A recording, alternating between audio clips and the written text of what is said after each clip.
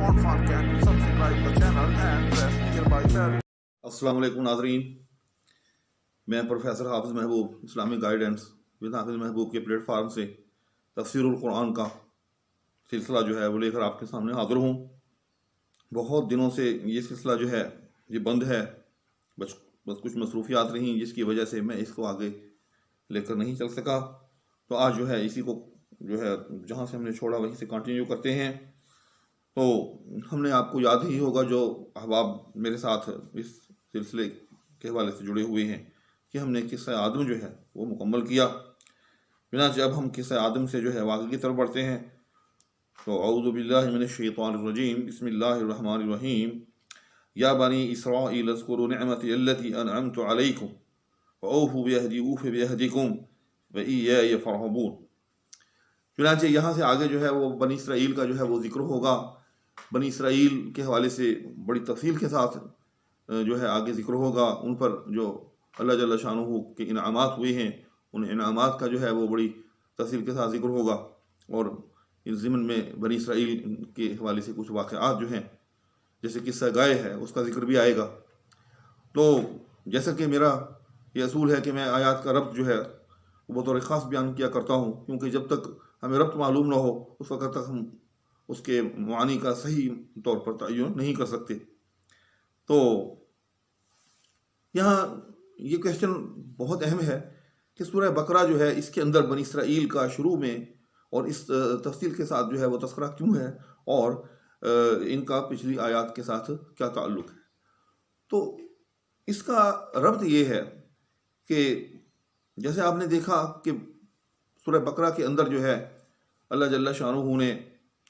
तमाम इंसानों को जो है एक तरह से मुखातब किया और फरमाया कि हुदल लिल मुत्तकीन, कि ये कुरान जो है मुत्तकीन लोगों के लिए जो है वो हिदायत है। तो कुरान करीम जो है ज़ाहिर है जब आप सल्लल्लाहु अलैहि वसल्लम पर उतर रहा है तो सभी की हिदायत के लिए है। तो जो यहूद थे मदीना तैयबा के अंदर, उनको बतौर ख़ास जो है यहाँ मुखातब किया जा रहा है कि बाकी लोग जो हैं, जो कुफार थे मदीना तैयबा के अंदर, वो तो एक तरह से अनपढ़ शुमार होते थे। चूँकि आगे चल के एक लफ्ज़ आएगा उम्मीयून, कि ये यहूद जो थे जो मदीना तैयबा के, ये उन लोगों को जो वहाँ के मुशरिकीन थे उनको उम्मी कहते थे कि ये तो अनपढ़ है, इन्हें क्या पता है।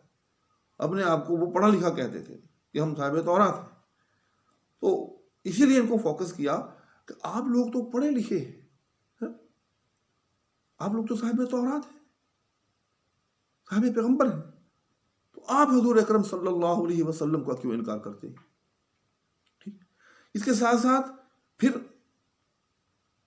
उन पर होने वाले जो इनामात थे, उन पर होने वाली जो नेमतें थी, उनका तस्करा था कि आप पर हमारे जो इनामात हैं वो देखें,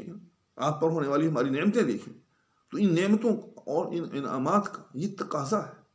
कि आप जो है हुजूर अकरम सल्लल्लाहु अलैहि वसल्लम का जो है इनकार हरगिज़ न करें। तो जैसे मैंने बताया कि मदीना तैयबा, चूँकि सूरह बकरा जो है याद रखिएगा कि ये मदनी सूरत है और कुरान करीम की सबसे तवील सूरत है। और मदीना तैयबा में हुजूर अकरम सल्लल्लाहु अलैहि वसल्लम जब हिजरत फरमा कर गए तो जिनके साथ आप सल्लल्लाहु अलैहि वसल्लम का वहाँ जाके वास्ता पड़ा, तो वहाँ एक तो वहाँ के मुशरिकीन थे और दूसरे वहाँ के यहूद थे। जैसे मैंने अभी बताया आपको कि यहूद जो थे वो चूँकि अपने आप को पढ़ा लिखा कहते थे और वहाँ के जो मुशरिकीन थे वो उनके मुकाबले में अनपढ़ शुमार होते थे। और दीनी मामलात के अंदर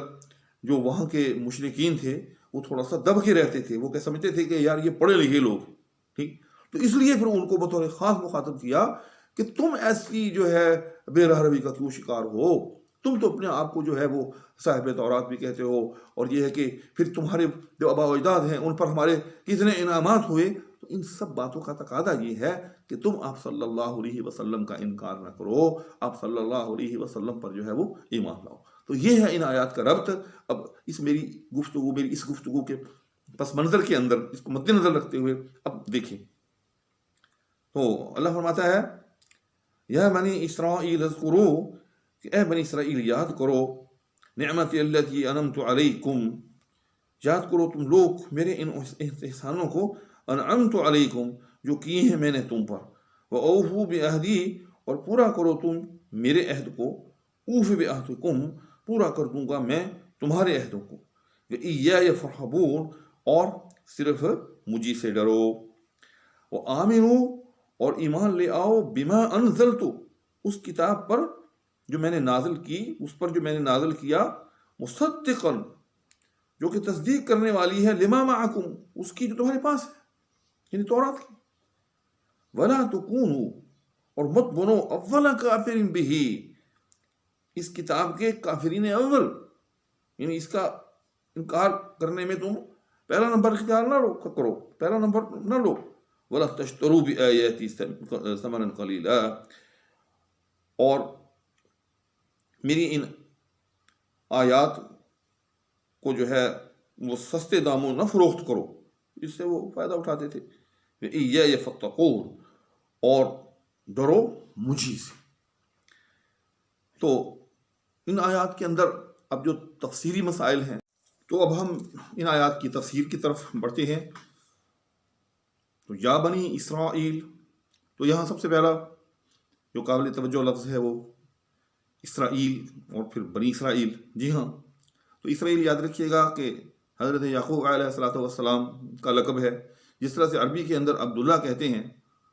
اللہ کا بندہ، تو عبرانی زبان کے اندر اسرائیل اللہ کے بندہ کو کہتے ہیں، تو یہ حضرت یعقوب علیہ السلام کا لقب ہے۔ اور بنی اسرائیل حضرت یعقوب علیہ السلام کی جو نسل، جو اولاد ہے، آپ کو معلوم ہی ہوگا جن کے 12 بیٹوں کا تذکرہ قرآن کریم کے اندر بھی ہے، یوسف علیہ السلام اور ان کے بھائی بنیامین اور ان کے دیگر بھائی، بڑی تفصیل کے ساتھ ان کا ذکر ہے، تو وہ سب کے سب جو ہے وہ بنی اسرائیل کہلاتے ہیں، یعنی اولاد اسرائیل یا بنی اسرائیل۔ اور یاد رکھیے گا کہ حضرت یعقوب علیہ السلام کے بیٹوں میں سے ایک بیٹا جو تھا اس کا نام یہودا تھا، تو اس کا قبیلہ نسبتاً بڑا تھا، تو بعد میں تاریخ نے جو ہے پھر بنی اسرائیل کو جو ہے وہ یہودی کے نام سے بھی جو ہے یاد رکھا ہے، کیونکہ اس بیٹے کی نسل جو تھی وہ زیادہ پھیلی، تو پھر باقی بیٹوں کے جو تھے نام، یعنی یوں سمجھیں کہ وہ تاریخ کے اندر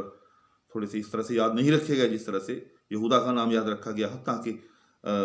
تمام بنی اسرائیل کو پھر جو ہے وہ یہودی کہا جانے لگا۔ تو فرمایا کہ یا بنی اسرائیل اذکروا نعمتی التی انعمت علیکم، کہ اے بنی اسرائیل یاد کرو میرے وہ احسانات جو میں نے تم پر کیے۔ تو بنی اسرائیل پر احسانات جو ہیں وہ چند در چند ہیں، انبیاء کی ایک بڑی تعداد جو ہے یاد رکھیے گا کہ وہ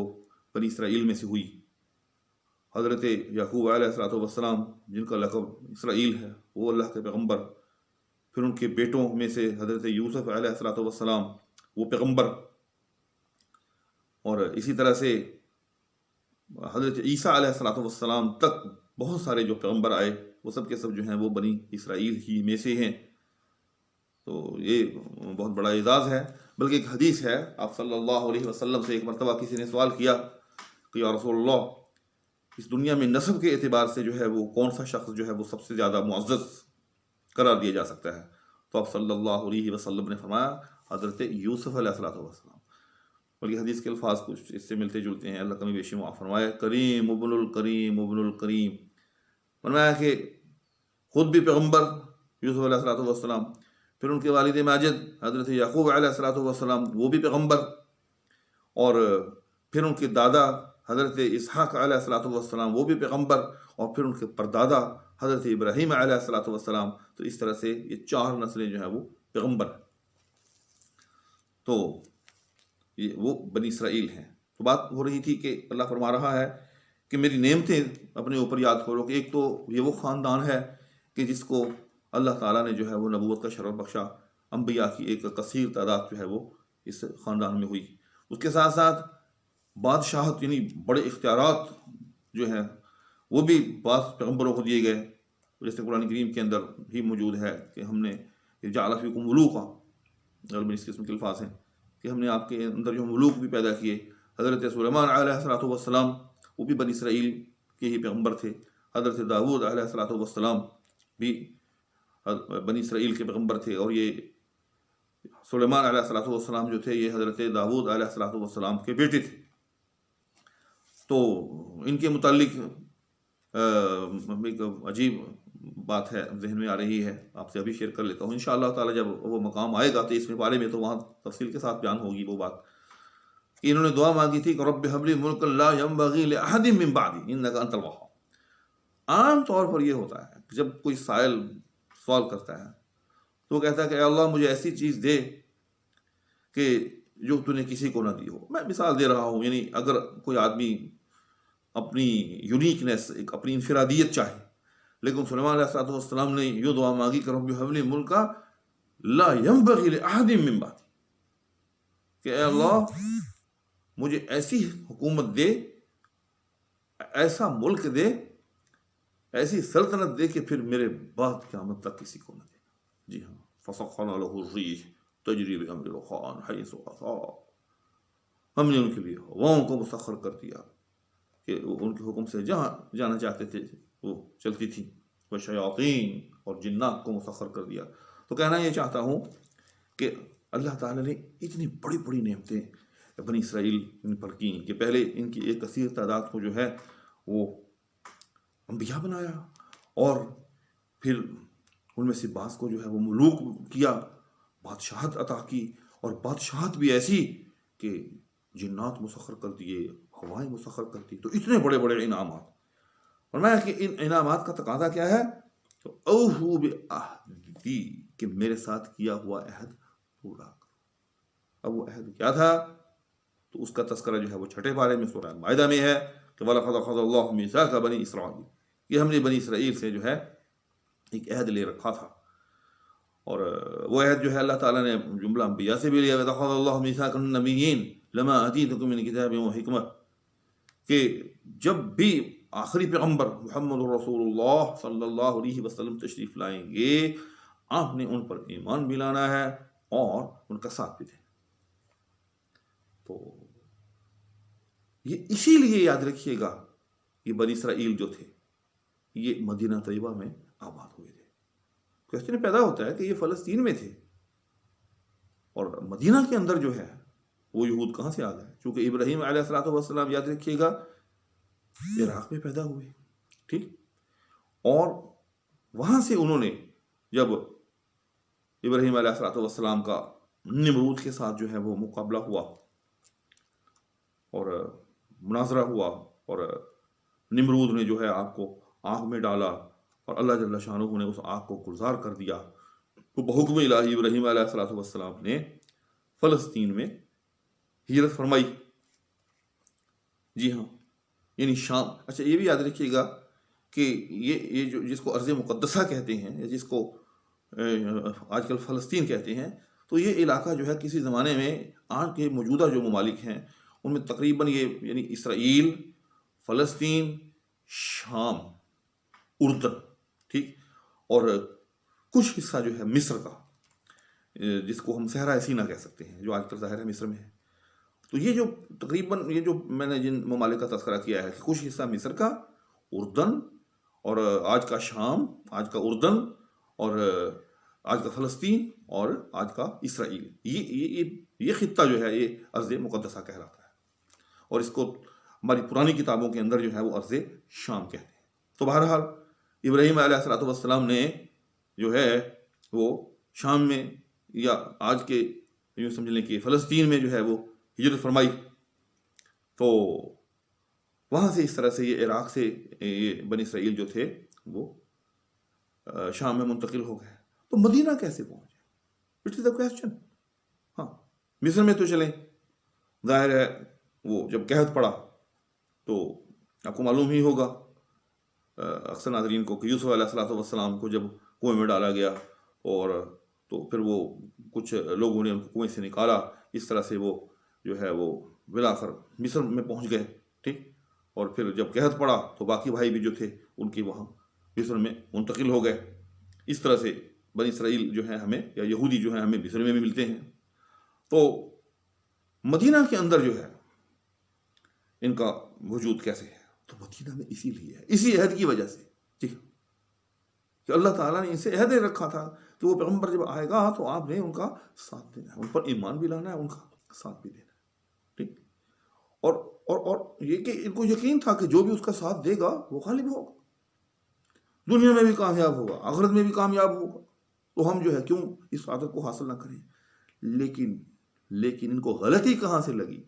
اور کیوں ساتھ نہ دیا، کیوں انہوں نے کفر کیا؟ ان کو توقع یہ تھی کہ حضور اکرم صلی اللہ علیہ وسلم وہ جو آخری پیغمبر آئیں گے وہ بھی ہماری نسل سے ہوں گے، یعنی بنی اسرائیل میں سے ہوں گے، لیکن وہ کس میں سے ہوئے؟ وہ ہوئے بنی اسماعیل میں سے، کیونکہ حضرت ابراہیم علیہ الصلوۃ والسلام جو تھے ان کے بیٹوں میں حضرت اسحاق بھی شامل ہیں اور حضرت اسماعیل بھی شامل ہیں۔ اسحاق کے بیٹے ہیں حضرت یعقوب علیہ الصلوۃ والسلام۔ تو یہ جو سلسلہ ہے بنی اسرائیل کے پیغمبروں کا، تو یہ حضرت اسحاق سے نکلتا ہے، حضرت اسحاق میں سے حضرت ابراہیم علیہ الصلوۃ والسلام تک جا پہنچتا ہے، جبکہ آپ صلی اللہ علیہ وسلم جو ہے حضرت اسماعیل کی اولاد میں سے ہیں۔ تو اللہ تعالیٰ نے ابراہیم علیہ الصلوۃ والسلام کو منتخب کیا تھا، اس کا تذکرہ بار بار آتا ہے قرآن کریم کے اندر کہ ہم نے اے ابراہیم جو ہے تجھ کو منتخب کر لیا ہے۔ تو ابراہیم علیہ الصلوۃ والسلام کی نسل میں سے ہی، یعنی یوں سمجھیں کہ آل بنی اسرائیل جو ہے اس کے پیغمبر بھی ہیں، اور آپ کی نسل میں سے ہی آل اسماعیل یعنی بنی اسماعیل میں سے جو ہیں وہ پیغمبر ہیں۔ یہ الگ بات کہ اللہ جل شانہ نے جو بنی اسماعیل میں سے جو پیغمبر بھیجا وہ سب پیغمبروں کا سردار، تو ان کو یہ دکھ کھا گیا، یہ غم کھا گیا، یہ حسد کھا گیا کہ آخری پیغمبر جو کہ سب سے زیادہ شان والے وہ بنی اسرائیل میں سے کیوں نہیں آئے، وہ بنی اسماعیل میں سے کیوں ہو گئے۔ چنانچہ یہ اس حسد اور اس دکھ اور اس رنج کی وجہ سے جو ہے یہ آپ صلی اللہ علیہ وسلم کا انکار کرنے والے بنے، ورنہ یہ لوگ تو اس عہد کو پورا کرنے کے لیے، ٹھیک، یہ تو اس عہد کی پاسداری کے لیے نہ جانے کیسے گھوم گھما کر جو ہے یہ مدینہ طیبہ کے اندر جو ہے وہ آ کر آباد ہو گئے تھے۔ بنو قریظہ ہے، بنو نذیر ہے، بنو قینقاع ہے، ان کے قبائل کے نام ہیں، لیکن صرف حسد کی وجہ سے اور اپنی توقع پوری نہ ہونے کی وجہ سے ان لوگوں نے جو ہے وہ آپ صلی اللہ علیہ وسلم کا انکار کیا۔ تو بہرحال میں آگے سے آگے چلتا ہوں تو آپ کو چیزیں اور جو ہیں وہ کلیئر ہوتی چلی جائیں گی۔ فرمایا کہ اوفو بعہدی، میرے ساتھ کیا ہوا عہد پورا کرو، یعنی جیسا کہ آپ نے عہد کیا ہوا تھا کہ جب وہ پیغمبر آئیں گے ہم ان پر ایمان لائیں گے، تو وہ پورا کرو۔ اور وہ پیغمبر آ گیا، اوفی بعہدی، میں تمہارے ساتھ کیا ہوا عہد پورا کروں گا۔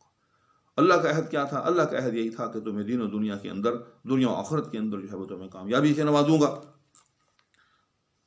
وَإِيَّايَ فَارْهَبُونَ، اور مجھے سے ڈرو۔ وَآمِنُوا بِمَا أَنزَلْتُ مُصَدِّقًا لِمَا مَعَكُمْ، اور ایمان لے آؤ اس پر جو میں نے نازل کیا ہے، مصدقاً، تصدیق کرتا ہوا، لما معکم، اس کی جو تمہارے پاس، یعنی تم پر کیا نازل کیا؟ تورات کی شکل کے اندر اپنا کلام نازل کیا، ٹھیک،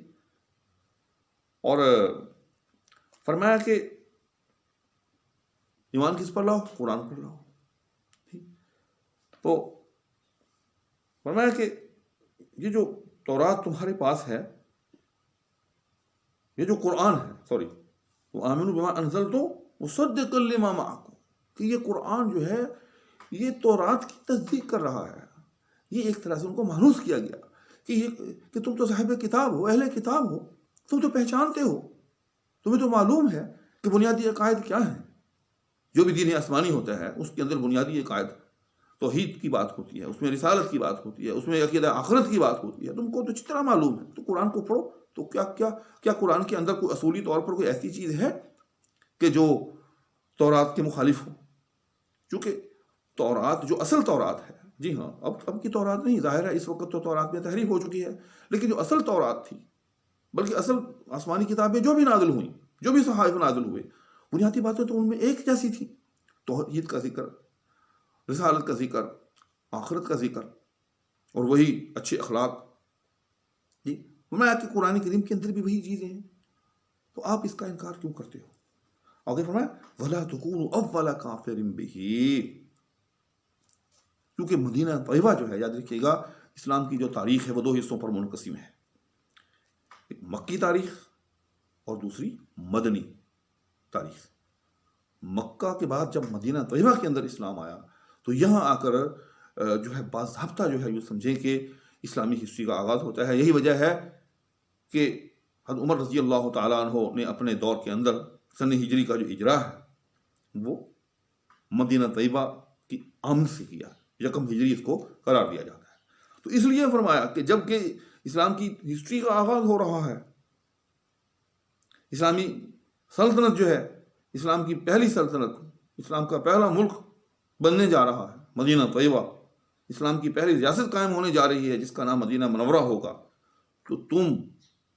اگر کفر کرو گی تو تم اس کائنات کے سب سے پہلے کافر قرار دیے جاؤ۔ وَلَا تُكُونُوا أَوَّلَ كَافِرٍ بِهِ، اور تم مت بنو اس کے منکر اول۔ اچھا، اس کے اندر پھر یہ بھی ایک اشارہ ہے کہ اگر تم مدینہ طیبہ کے اندر کفر کرنے میں پہل کرو گے تو آئندہ مدینہ طیبہ سے لے کر رہتی دنیا تک، قیامت تک، جو بھی آپ صلی اللہ علیہ وسلم کا انکار کرے گا تو اس کا وبال بھی تمہارے حصے میں آئے گا۔ کیوں؟ تم صاحب کتاب ہو، اہل کتاب، اہل علم شمار ہوتے ہو، حتیٰ کہ جو باقی اہل مدینہ ہے وہ اپنے آپ کو تمہارے مقابلے میں امی کہتے ہیں، ان پڑھ کہتے ہیں، اور تم بھی ان کو ان پڑھ کہتے ہو۔ تو اگر تم پڑھے لکھے لوگ، صاحب کتاب لوگ آپ صلی اللہ علیہ وسلم کا انکار کرو گے تو یقیناً آنے والے جو بھی کافر ہوں گے ان کا گناہ بھی، ان کا وبال بھی تمہارے کھاتے میں ڈلے گا۔ اس لیے ان کو اس بات سے ایک طرح سے ڈرایا گیا کہ یہ کام نہ کرو، آپ صلی اللہ علیہ وسلم کا انکار کر کے تم منکرین اول نہ بنو۔ آگے فرمایا وَلَا تَشْتَرُوا بِآيَاتِي ثَمَنًا قَلِيلًا، اور نہ لو میری آیات پر مول تھوڑا، یا یفتقون، اور مجھ سے بچتے رہو، ڈرتے رہو۔ تو اہل کتاب کے بارے میں قرآن کریم کے اندر آتا ہے کہ الذین آتیناہم الکتاب یعرفونہ کما یعرفون ابناءہم، فرمایا کہ جن کو میں نے کتاب دی ہے، جو اہل کتاب ہیں، وہ تورات اور انجیل کے اندر موجود آپ صلی اللہ علیہ وسلم کی علامات سے آپ کو ایسے پہچانتے ہیں جیسے کوئی اپنے بیٹے کو پہچانے۔ یعرفونہ کما یعرفون ابناءہم، تو اس واضح طریقے کے ساتھ جب یہ لوگ آپ صلی اللہ علیہ وسلم کو جانتے تھے تو پھر کیوں انکار کرتے تھے؟ پیٹ کے لیے۔ جی ہاں، ان کو خطرہ تھا، ان کو ڈر تھا کہ اگر آپ صلی اللہ علیہ وسلم پر لوگ ایمان لانے لگے، مسلمانوں کی کثرت ہو گئی، تو وہ جو ایک مذہبی قیادت یا مذہبی سیادت جس کو کہتے ہیں وہ ہمارے ہاتھ سے تو نکل جائے گی، ہمیں تو پھر کوئی بھی نہیں پوچھے گا، ہمارے وہ نذرانے اور وہ جو ایک دولت کے ذرائع ہیں وہ ختم ہو جائیں گے۔ تو اس بات سے ان کو جو ہے ڈرایا گیا کہ میری آیات کو چھپا کر یہ تھوڑا سا فائدہ حاصل نہ کرو، لوگوں کو بتاؤ جبکہ تم کو معلوم ہے کہ حضور اکرم صلی اللہ علیہ وسلم ہی وہ پیغمبر ہیں جن کا تذکرہ جو ہے تمہاری تورات میں موجود ہے، تمہاری انجیل میں موجود ہے، تو لوگوں کو بتاتے کیوں نہیں؟ چھوڑو اس تھوڑے سے فائدے کو کہ اگر جو ہے ہم نے سچ سچ بتا دیا، لوگ اسلام قبول کر لیں گے اور پھر اس طرح سے جو مذہبی سیادت و قیادت ہے وہ ہمارے ہاتھ سے نکل جائے گی، تو یہ تھوڑا سا فائدہ جو ہے اس کو بھاڑ میں جھونکو، آخرت کو یاد کرو۔ وَلَا تَلْبِسُوا الْحَقَّ بِالْبَاطِلِ وَتَكْتُمُوا الْحَقَّ وَأَنْتُمْ تَعْلَمُونَ، اور مت ملاؤ صحیح میں غلط، اور مت چھپاؤ سچ کو جان بوجھ کر۔ تو اس طرح سے حقائق کو گڑبڑ کر کے مت پیش کرو، لوگوں کو صاف صاف بتاؤ جیسا کہ تم کو معلوم بھی۔ آگے فرمایا وَأَقِیمُوا الصَّلَاةَ وَآتُوا الزَّکَاةَ وَارْكَعُوا مَعَ الرَّاکِعِینَ، اور قائم رکھو نماز کو، اور قائم کرو نماز کو، وَآتُوا الزَّکَاةَ، اور زکوٰۃ دو، وَارْكَعُوا مَعَ الرَّاکِعِینَ، اور جھکو نماز میں جھکنے والوں کے ساتھ۔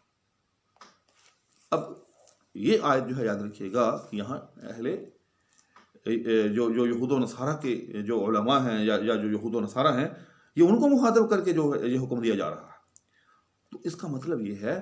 کہ ان کو ایمان لانے کے اندر جو چیز مانے تھی، جو رکاوٹ ہو رہی تھی، وہ کیا تھی؟ وہ یہی تھا کہ ان کی مذہبی قیادت، مذہبی سیادت اور وہ جو مال و دولت کے ذرائع۔ فرمایا کہ یہ چیزیں جو ہیں، جب تم اسلام قبول کر لو گے، نماز پڑھنے کے عادی ہو جاؤ گے اور زکوٰۃ دینے کے عادی ہو جاؤ گے، ظاہر ہے جب جو اسلام لائے گا وہ نماز بھی پڑھے گا، وہ زکوٰۃ بھی دے گا، اور پھر یہ ہے کہ با جماعت جب نماز تم جو ہے وہ پڑھنے لگو گے تو تمہارے اندر سے یہ گندگیاں جو ہیں، یہ جو مال کی محبت ہے، یہ جو مال کی ہرس ہے، یہ جو دنیا کی محبت ہے، یہ نکل جائے۔ میں کہ تم اسلام قبول کرو، یہ چیزیں جو تمہیں اس وقت روک رہی ہیں، تمہیں اسلام قبول کرنے میں مانے ہیں، یہ خود بخود ختم ہو جائیں گے۔ جی ہاں، جب تم اسلام قبول کرنے کے بعد نماز پڑھنے لگو گے اور زکوٰۃ کا بھی ظاہر ہے تمہیں حکم ملے گا، اور زکوٰۃ دینے لگو گے، تمہارے اندر سے یہ چیز نکل جائے گی جو اس وقت تمہیں جس کا سامنا کرنا تمہیں بڑا مشکل محسوس ہو رہا ہے۔ تمہیں اس وقت جو ہے چند دام نظر آ رہے ہیں کہ ہائے ہائے یہ ہمارے دام جو ہیں ہمارے ہاتھ سے نکل جائیں گے۔ جب تم زکوٰۃ دو گے تمہارے دل سے مال کی محبت نکل جائے گی، لہذا اس چیز کو پسے پشت ڈال دیں۔ جب آپ کو معلوم ہے کہ حضور اکرم صلی اللہ علیہ وسلم اللہ کے سچے پیغمبر ہیں، جب تم ان کو یوں پہچانتے ہو جیسے تم اپنی اولادوں کو پہچانتے ہو، تو پھر دیر کیسی؟ او کلمہ پڑھو۔ آگے فرمایا وَتَأْمُرُونَ النَّاسَ بِالْبِرِّ وَتَنْسَوْنَ أَنفُسَكُمْ، کیا حکم کرتے ہو لوگوں کو نیک کام کا اور بھولتے ہو اپنے آپ کو؟ وَأَنْتُمْ تَتْلُونَ الْكِتَابَ، اور تم تو پڑھتے ہو کتاب، افلا تعقلون، پھر کیوں نہیں سوچتے ہو؟ جو یہود علماء تھے اہل کتاب میں سے، تو وہ بعض اوقات جو ان کے اپنے قریبی رشتہ دار ہوتے تھے ان کو بتا دیتے تھے۔ جی ہاں، یہ ایک عجیب پیراڈاکس تھا، ایک عجب تضاد تھا۔ کہہ دیتے تھے کہ دیکھیں بات یہ ہے کہ آپ صلی اللہ علیہ وسلم سچے پیغمبر، اس میں کوئی شک نہیں، یہ وہی پیغمبر ہیں جن کا ذکر تورات اور انجیل میں موجود ہے۔ یہ کیسے نہ ہوتا، نام تک بتا دیا تھا، احمد 28ویں پارے میں ہے کہ تورات میں اور انجیل میں تو آپ صلی اللہ علیہ وسلم کا نام تک جو ہے وہ بتایا گیا تھا کہ اس پیغمبر کا نام جو ہے وہ احمد ہوگا۔ تو پھر کیا کرتے تھے؟ ان کو کہتے تھے کہ ہمیں تو یہ جو مال و دولت کی محبت ہے، یہ جو ہمارے عہدے ہیں، یہ جو ہمیں دینی قیادت اور سیادت حاصل ہے، ہمیں تو اس نے جو ہے روک رکھا ہے، اس نے ہمارے پاؤں میں بیڑیاں ڈال رکھی ہیں کہ ہم اسلام قبول نہیں کر رہے۔ لیکن اسلام ہے سچا، یہ پیغمبر ہے سچا، لہذا تم اسلام قبول کرو۔ جی اس طرح سے وہ اپنے اعزاء و اقارب کو، اپنے جاننے والوں کو کہتے تھے۔ تو اس پر اللہ تعالیٰ نے فرمایا کہ اتأمرون الناس بالبر، کہ کیا تم لوگوں کو تو نیکی کا حکم دیتے ہو، کہ ان کو تو کہتے ہو کہ اسلام قبول کر لو، وتنسون انفسکم، اور اپنے آپ کو بھول جاتے ہو۔ اور تم نے بھی تو مرنا ہے، تم نے بھی تو آخرت کے دن اللہ کا سامنا کرنا ہے۔ تو یہ کہاں کی دانائی ہے کہ اور کو تو تم جو ہے وہ سیدھا راستہ دکھاتے ہو اور خود جو ہے تم گمراہ ہوئے جاتے ہو۔ وانتم تتلون الکتاب، حالانکہ تم تو کتاب بھی پڑھتے ہو، یعنی تم تو صاحب علم ہو۔ جو اور لوگ ہیں وہ تو تمہارے بتانے سے جو ہے ان کے علم میں آ رہا ہے کہ یہ پیغمبر سچا ہے، لیکن تم تو براہ راست جو ہے وہ تورات اور انجیل کا مطالعہ کرتے ہو۔ تو تم پھر یہ غلطی کہ کیوں کرتے ہو؟ کہ ایک حقیقت ہے کہ تم کو معلوم ہے اور تم اس کے فوائد اور ثمرات سے محروم رہتے ہو، اور اوروں کو جو ہے وہ راہ راست کی طرف جو ہے وہ رہنمائی کرتے ہو۔ اگر میں واستعینوا بالصبر والصلاۃ، اور مدد چاہو صبر سے اور نماز سے۔ وانھا لکبیرۃ الا علی الخاشعین، اور البتہ وہ بھاری ہے مگر ان عاجزوں پر، مگر انہی عاجزوں پر، الذین یظنون انہم ملاقو ربہم وانہم الیہ راجعون، فرمایا اور مدد چاہو صبر سے اور نماز سے، اور البتہ وہ بھاری ہے مگر انہی عاجزوں پر جن کو خیال ہے کہ وہ روبرو ہونے والے ہیں اپنے رب کے، اور یہ کہ ان کو اسی کی طرف لوٹ کر جانا ہے۔ یہاں پھر اہل کتاب اور بالخصوص ظاہر ہے ان کے جو علماء تھے ان کو مخاطب کر کے کہا گیا کہ اگر تمہیں ایمان لانے میں دشواری محسوس ہو رہی ہے تو صبر سے کام لو اور نماز سے جو ہے وہ استعانت حاصل کرو، ان سے مدد لو۔ اس کا کیا مطلب ہے؟ اس کا مطلب یہی ہے کہ یہ ظاہری دولت، یہ ظاہری عہدہ، ظاہر ہے جو جب ایک آدمی اسلام قبول کرے گا پھر تو وہ آپ صلی اللہ علیہ وسلم کا خادم بنے گا، وہ تو پھر آپ صلی اللہ علیہ وسلم کے احکامات کا پابند ہوگا۔ لیکن جو اہل یہود تھے، جو یہود علماء تھے، تو ان کی ایک اپنی جو ہے ایک حیثیت تھی، وہ اپنے آپ کو جو ہے وہ سمجھا کرتے تھے، اور لوگ بھی، اور جو وہاں کے مشرکین تھے وہ بھی یہی کہتے تھے کہ یہی پڑھے لکھے لوگ ہیں، تو ان کو وہ حیثیت جاتی دکھائی دیتی تھی اسلام قبول کرنے کے بعد۔ تو اس حوالے سے کہا گیا کہ صبر کرو، کہ یہ تھوڑی سی دنیا کی عزت، یہ تھوڑا سا دنیا کا عہدہ جانے دو اس کو۔ صبر کا لفظ جو ہے یہ بڑا وسیع و عریض لفظ ہے، یعنی صبر کا معنی ہوتا ہے کہ ایک چیز کو آپ کا دل چاہ رہا ہے کہ یہ مل جائے۔ جی ہاں، ہم لوگ جو ہے نا ہندی یعنی کہ ہندو پاک کے مسلمان، ہم صبر کا صرف ایک ہی معنی سمجھتے ہیں کہ انسان پر کوئی مصیبت نازل ہو جائے تو کہا جاتا ہے کہ جی بس یہ صبر کرے۔ صبر کا اصل مفہوم یہ ہے کہ آپ کا کسی بھی چیز کو دل چاہ رہا ہے تو آپ نے اس کو اپنے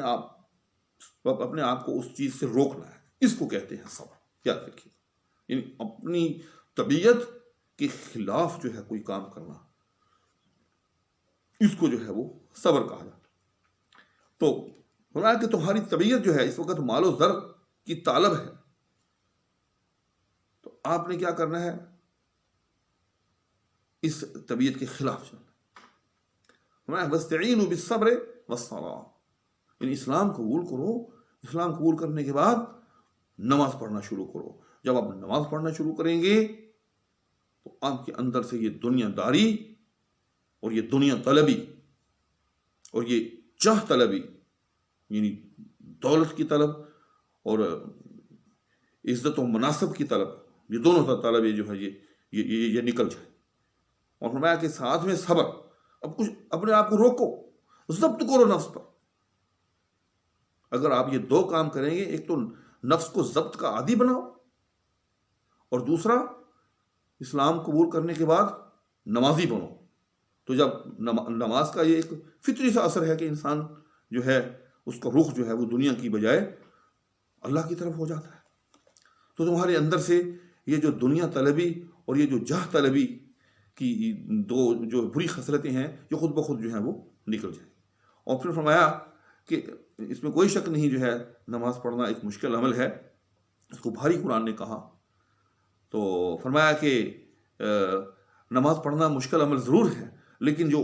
آخرت پر نظر رکھے، جس کو یہ معلوم ہو کہ یہ دنیا جو ہے میں نے چھوڑ کر ایک نہ ایک دن اللہ کے روبرو جو ہے وہ پیش ہونا ہے، اللہ سے جو ہے وہ میری ملاقات ہونی ہے، ہم نے لوٹ کر جو ہے وہ اللہ کی طرف جانا ہے، تو اس کے لیے پھر جو ہے نماز مشکل جو ہے وہ نہیں رہتی۔ تو یہ ایک فطری سی بات ہے، اور میں سمجھتا ہوں کہ یہ قیامت تک کے لیے ہر مسلمان کے لیے ایک ٹونک ہے، ایک میڈیسن ہے، کہ جب بھی انسان کو خاص طور پر سردیوں کے موسم کے اندر جب وضو کرنا جو ہے بڑا دشوار محسوس ہوتا ہے، جب بھی انسان کو نماز کے اندر غفلت اور سستی کا سامنا کرنا پڑے، یعنی اس کو محسوس ہو اپنی طبیعت کے اندر نماز کے حوالے سے ایک سستی اور ایک غفلت جو ہے وہ اسے اپنی طبیعت میں دکھائی دے، تو فوراً جو ہے وہ آخرت کو یاد کرے، فوراً اس دن کو یاد کرے کہ جس دن اللہ کے سامنے جو ہے وہ پیش ہے، اور اس حدیث کو یاد کرے کہ اول ما یحاسب بہ الصلاۃ، کہ قیامت کے دن سب سے پہلے جس چیز کا حساب لیا جائے گا وہ نماز ہوگی، اور اس حدیث کو یاد کرے من ترک الصلاۃ فقد کفر، کہ جس نے نماز چھوڑی گویا کہ اس نے کفر کیا، اور اس حدیث کو یاد کرے کہ آپ صلی اللہ علیہ وسلم نے فرمایا جعلت قرۃ عینہ الصلاۃ، کہ میری آنکھوں کی ٹھنڈک جو ہے وہ نماز میں رکھی گئی، اور پھر اس حدیث کو یاد کرے کہ الصلاۃ عماد الدین، نماز جو ہے وہ تو دین کا ستون ہے. اور فقہا کی ان تصریحات کو یاد کرے کہ امام ابو حنیفہ رحمہ اللہ کے علاوہ باقی تینوں ائمہ جو ہیں وہ تو یہ کہتے ہیں کہ جس نے جان بوجھ کر بلا عذر جو ہے وہ نماز چھوڑ دی واجب القتل ہے، اس کا اسلام سے کوئی تعلق نہیں ہے. ان چیزوں کو ذہن میں لائے تو انشاءاللہ اس کے لیے نماز جو ہے وہ آسان ہو جائے گی. قرآن کہہ رہا ہے کہ نماز مشکل ہے، لیکن جس شخص کو یہ یقین ہو، یہاں یہ بھی یاد رکھیے گا، یہ بھی ایک علمی مسئلہ ہے، یاد رکھیے گا کہ میں جو آپ کے سامنے تفسیر پیش کر رہا ہوں یہ میں تفہیم، میں اس کو آپ تفہیم کہیں، بلکہ لفظ تفسیر بھی میں شاید اس کے لیے مناسب نہ سمجھوں، تفہیم کہہ لیں، یعنی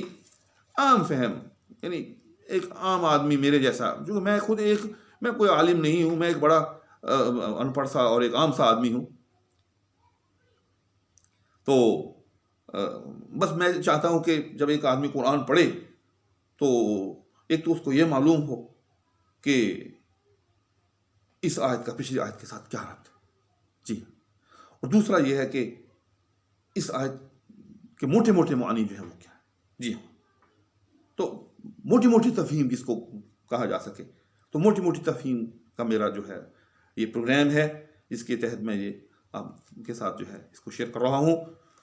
تو جب بھی نماز پڑھنے میں سستی جو ہے طبیعت میں محسوس ہو تو اس آیت کو یاد رکھیں. تو اللہ کہتا ہے کہ کیا تمہیں، یعنی وہ لوگ کہ جو اللہ کے ساتھ ملاقات کا جو ہے یقین رکھتے ہوں ان کے لیے نماز مشکل نہیں ہوگی. تو بات یہاں سے چلی تھی لفظ یظنون سے، یہ ایک علمی سی بات ہے، تو تھوڑا سا ہم بھی چلیں، کبھی کبھی کوئی ایسی چیز اگر سامنے آئے تو اس کا جو ہے ہم آپس میں تبادلہ کر لیا کریں گے. تو اگرچہ یہاں الذین یظنون، جن کو کہ جو ظن رکھتے ہیں، میں اس لیے کہنا چاہتا ہوں کہ عام طور پر یہ ظن کا لفظ جو ہے شاید آپ میں سے بھی کوئی دوست اس کو جو ہے سمجھتا ہو، تو ظن عام طور پہ جو ہے وہ یقین کے مقابل بولا جاتا ہے، لیکن یاد رکھیے گا کہ یہاں ظن جو ہے وہ یقین کے معنی میں،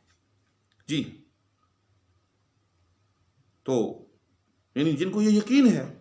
کہ ان کی ایک نہ ایک دن جو ہے اللہ تعالیٰ سے ملاقات ہونی ہے، تو جب انسان کو یہ یقین ہوگا کہ میں نے اپنے اعمال کا، اپنی زندگی کا اللہ کے روبرو پیش ہو کر حساب دینا ہے، تو پھر اس کے لیے جو ہے چاہے جتنی بھی سردی ہو، وضو کرنا، نماز کے لیے اٹھنا مشکل نہیں رہے گا. امید ہے کہ ان آیات کی تفہیم کے حوالے سے میری اس گفتگو سے آپ کو کچھ مدد ملی ہوگی، اس وعدے کے ساتھ کہ انشاءاللہ تعالیٰ یہ سلسلہ اسی طرح سے جاری رہے گا، اور اس استدعا کے ساتھ کہ کائنڈلی چینل کو ضرور سبسکرائب کر لیں، ساتھ میں موجود بیل آئیکن کو بھی پریس کر لیں تاکہ آپ کے ساتھ میرا رابطہ جو ہے وہ یقینی رہے. اللہ حافظ. Thanks for watching Islamic Guidance.